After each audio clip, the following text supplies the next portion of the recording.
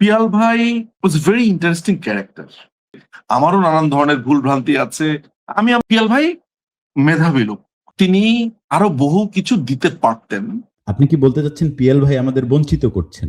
ওনাকে তো ব্লগের সময় থেকে চিনি। উনার একটা সিরিজ ছিল ভুল বিপ্লবের বাসিওয়ালা। পিয়াল ভাইয়ের অনেক কিছু দেওয়ার আছে। উনি সব্যসাচী আর কি, মানে সব টাইপের লেখা। উনার সাথে আমার ঝগড়া ঝাঁটি, উনি অনেক কিছু করতে পারবে।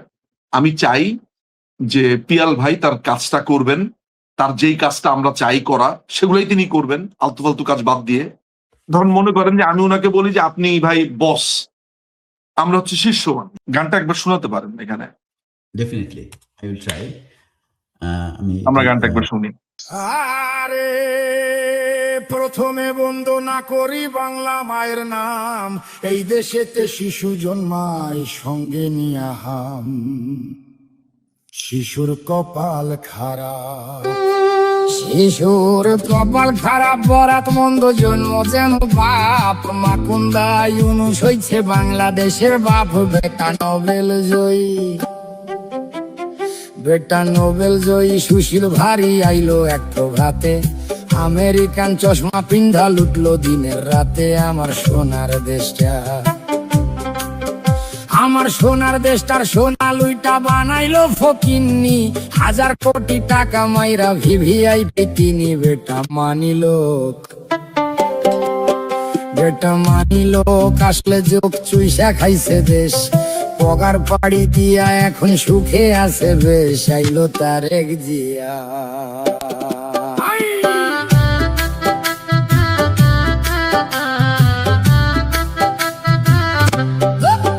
আইলো তারেক জিয়া, সবার ভাইয়া নিয়ে আসছে প্ল্যান। দেশটা দিনে অচল থাকে, রাইতে হারিকেন। ভাইয়া কাটবে যে, ভাইয়া কাটবে যে, ভাইয়া কাটবে যে, ভাইয়া কাটবে যে, ভাইয়া কাটবে যে। নানা রকম ফটো তুলে খালি, নাটক দেখে, সিনেমা দেখে, চোখে দিয়া ঝুলি। দেশে মানুষ মরে, দেশে মানুষ মরে অনাহারে, পাম্পে পায় না তেল। আমেরিকারে দেশ বেচিয়া দেখাইতেছে খেল। নয়া বায়োস্কোপে, নয়া বায়োস্কোপে সবাই দেখে দেশটায় আছে ভালা। সবাই হেভি সুখে আছে, কালা স্ক্রিন ধলায়। আহা মরি মরি, আহা মরি মরি, আহা মরি মরি, আহা মরি মরি, আহা মরি মরি। আসল ছবি অন্য রকম ভাই। দেশটা চলে ধুইকা ধুইকা, গায়ে কাপড় নাই। দেশটা জিন্দা নাই, দেশটা জিন্দা নাই। মানুষ সকল আধা মরা তাই। ভাত নাই, কাপড় নাই, টাকা টুকা নাই, নাই চলার রসদ। বাচ্চার টিকা নাই, শিক্ষা নাই, ফসল নাই খেতে। এক বেলায় অন্ন জোটে, তরকারি নাই পাতে। আহা বাংলাদেশ, আহা বাংলাদেশ, আহা বাংলাদেশ, আহা বাংলাদেশ, আহা বাংলাদেশ। বাংলা শেষ তলাবিহীন ঝুরি। কয়দিন পর ভাতের বদলে সবাই খাবে মুড়ি। তারা সব পালাইব, তারা সব পালাইব। এদিক ওদিক ধরাইয়া লণ্ঠন। ইউনুস যাইব প্যারিস, ফিরা তারেকে লন্ডন। কইরা বাংলা শেষ, আমার বাংলা শেষ, আমার বাংলা শেষ, আমার বাংলা শেষ। সর্বনাশের কি আছে আর বাকি?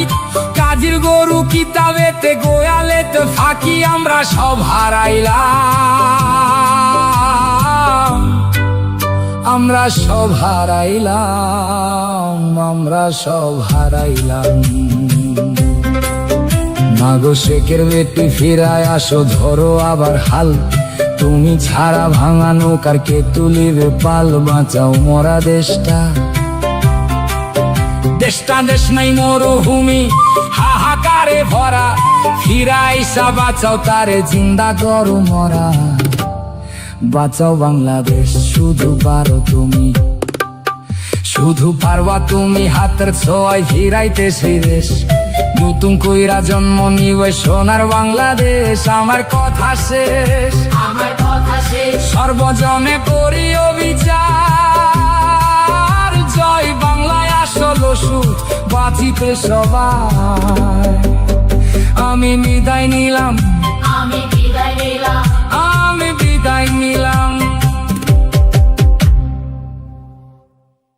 গানটা খুবই চমৎকার ছিল, জি।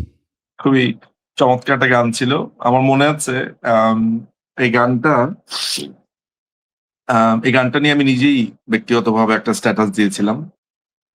এতটা মুগ্ধ হয়েছি। তারপরে আমার মনে আছে আম, হিউস্টন থেকে অস্টিনে যাচ্ছিলাম।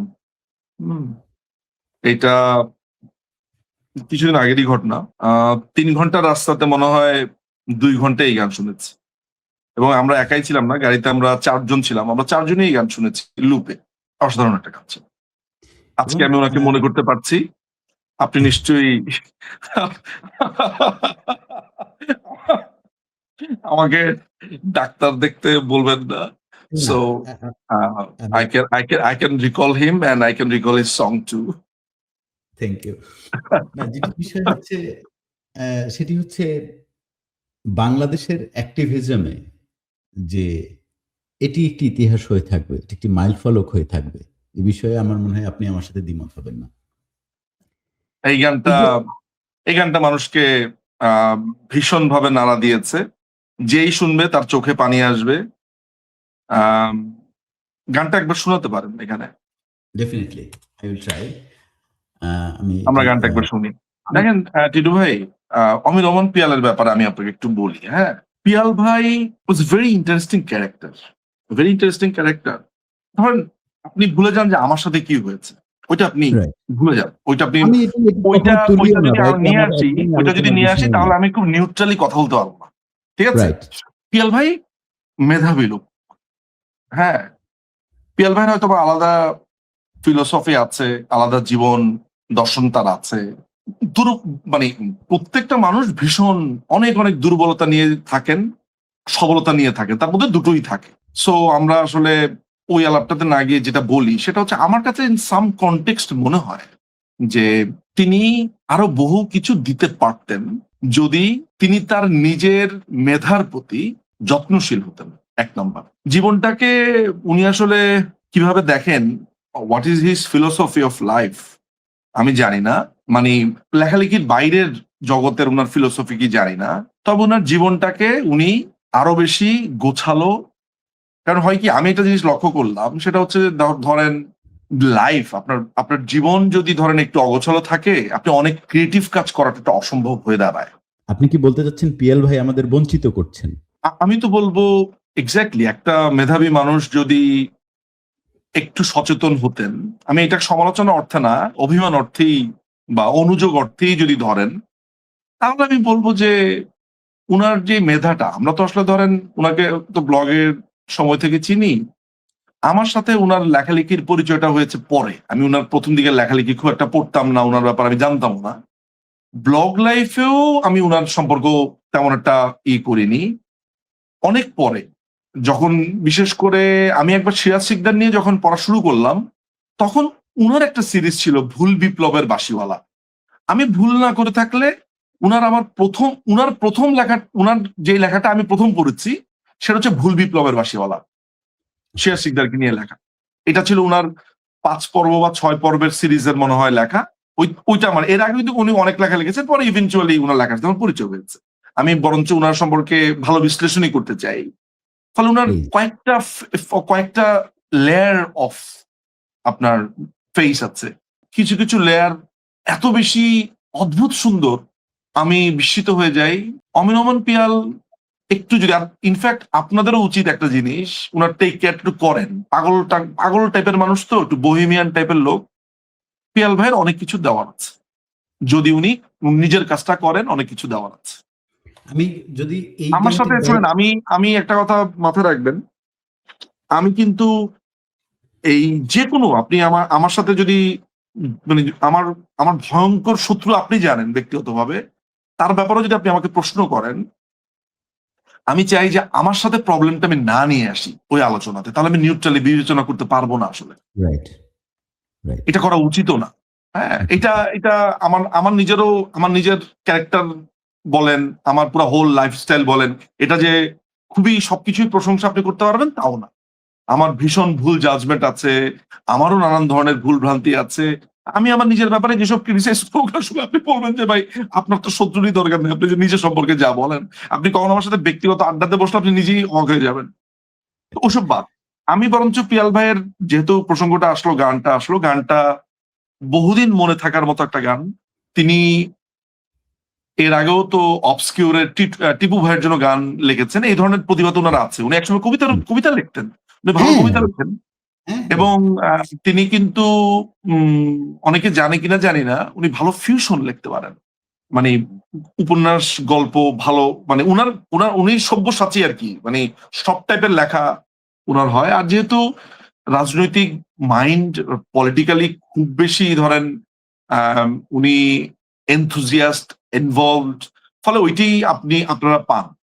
এখন মনে করেন যে পিয়াল ভাই যদি এইভাবে চিন্তা করে আয়নার সামনে গিয়ে যে লুক, আমি আমার এই লাইফ স্টাইলটা আমি চেঞ্জ করব, কারণ আমার নিজেকে হয়তো আমার নিজের দরকার নাই, কিন্তু এই দেশের একটা অংশের মানুষ আমার দরকার, এরা আমাকে চায়।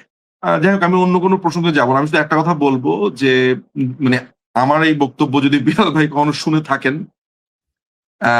যদি কখনো শুনে থাকেন, তাহলে উনি জানবেন যে উনার সাথে আমার ঝগড়া ঝাঁটি সমস্ত, আমি ধরেন যা বলেছি আমি কিছু উইথড্র করবো না। আমি যা বলেছি। আমাকে ধরেন উনি পৃথিবীর সবচাইতে খারাপ মানুষই মনে করি এই পৃথিবীতে যতদিন উনি বেঁচে থাকবেন ওইটাই মনে করলেন। আমি হয়তো বা তাই ধরে রাখলাম। আমি মনে করি উনার নিজের প্রতি অনেক বেশি যত্নশীল হওয়া প্রয়োজন। উনি অনেক কিছু দিতে পারবেন, বিশেষ করে এই সংকটের সময়। দেখেন ভাই, ধরেন এটা একটা মুক্তিযুদ্ধ চলছে, তো মুক্তিযুদ্ধের সময় দুই মুক্তিযোদ্ধার সাথে সাপে নেউলের সম্পর্ক। হ্যাঁ, এক মুক্তিযোদ্ধা আরেক, ধরেন একজন বলছে আরে ও তো হইলো গিয়া আসলে পাকিস্তানের লোক।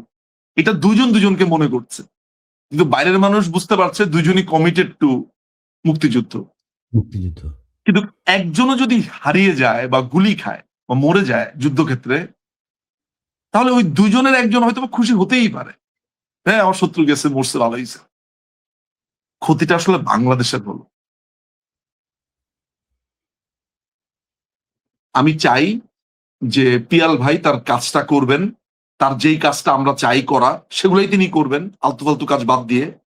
হ্যাঁ, ধরেন উনারকে আমরা বলি, আমি উনাকে ধরেন মনে করেন যে আমি উনাকে বলি যে আপনি ভাই বস, আমরা হচ্ছে শিষ্যমান। তো এই জন্য কি উনাকে উনার কাজগুলো করতে হবে। উনি আমার আজকের বক্তব্যের সমস্ত কিছু ছাপায়া আমি যেটা মনে করি যে পিয়াল ভাই অনেক কিছু দেওয়ার আছে, অনেক কিছু তিনি দিতে পারবেন, এবং উনাকে Right. দৌড়াইতে হবে সকালবেলাতে।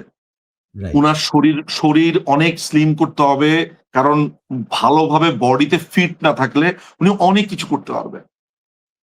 হ্যাঁ, উনার মতো করে বলতে পারবে। মানে আমি আর কি জাস্ট মনে করেন যে অ্যাজ এ একটা কনসার্ন সিটিজেন হিসেবেই আমি আজকের এই কথাগুলো বললাম। আমি জানি না আমার আবার এই কথা নিয়ে আমার কেউ কোনো রাগ করে কিনা, বাট আমি আমার মন থেকে যা আসে তাই বললাম আজকে। বুক জুড়ে এক হাহাকার দীর্ঘশ্বাস বের হয়ে আসে গানটা শুনলে। একটা এক্স্যাক্টলি। বিরাট দীর্ঘশ্বাস, মানে মনে হয় যে সব হারা ফেলাইছি, এরকম মনে হয়। এবং আপনি নিশ্চয়ই একটা জিনিস খেয়াল করেছেন নিঝুম ভাই, সেটি হচ্ছে এটি কিন্তু একটি ট্রেন্ড, উনি একটি নতুন ট্রেন্ড চালু করে দিয়েছেন, এবং সেটি কিন্তু এখন মোটামুটি সব জায়গায় এই যে এরকম গান দিয়ে যে, মানে গান সবসময় প্রতিবাদের ভাষা ছিল, নো ডাউট অ্যাবাউট ইট, কিন্তু সেটাকে যে নতুন করে এত স্ট্রংলি এই আবার রান করে দেওয়া। গানটার মধ্যে যখন বলে আমি সব হারাইলাম বলে দুইবার বলে, হ্যাঁ, কোথার থেকে যেন একটা গলা পাকানো কষ্ট এখানে উঠে আসে, ঢুকিলতে হয় ঢুকিতে হয়, ব্যথা লাগে। বুকের একদম এই জায়গাটা থেকে উঠে, ব্যথাটা উঠে এইখানে চলে আসে। রাইট। আমি জানি না আপনি ফিল করতে পারেন কিনা, আমার প্রতিবার আই হ্যাড দিস গুজবাম্পস এইখানে, মানে গুজবাম ইন দ্য সেন্স যে গায়ে কাটা দিয়ে উঠছে আমার প্রতিবারই। হুম। অ্যান্ড একটা হাহাকার হাহাকার। সো ইয়েস, ওরা তো আসলেই তো চলে যাবে, লন্ডনে, কেউ প্যারিসে। আমরা তো সব হারাইছি আসলে। মানুষ, এক সময় আমরা ক্ষমতায় আসব, আমরা এই দেশ আমরা স্বাধীন করছি, আমরাই আসবো। আমরা ফিরে দেখবো ৩২ নাই, মুক্তিযুদ্ধ নাই, একটা বিকলাঙ্গ জেনারেশন আমাদের কাছে দিয়ে গেছে, মুক্তিযুদ্ধের বই নাই, লাইব্রেরি নাই, মুক্তিযুদ্ধের ইতিহাস বলতে কিচ্ছু নাই, পত্র পত্রিকা সব পুরা দিছে, মানুষগুলো সব অচেনা। মানে একটা একটা একটা কিলিং ফিল্ড, একটা কিলিং মিশন শেষ হওয়ার পরে ওই কিলিং ফিল্ডে এসে আপনি এলিয়েনের মতো চারিদিকে তাকাবেন যে কোথায় এসে পড়লাম। You have to start from the scratch. আমরা সব হারাইলাম, আমরা সব হারাইলাম, আমরা সব হারাইলাম।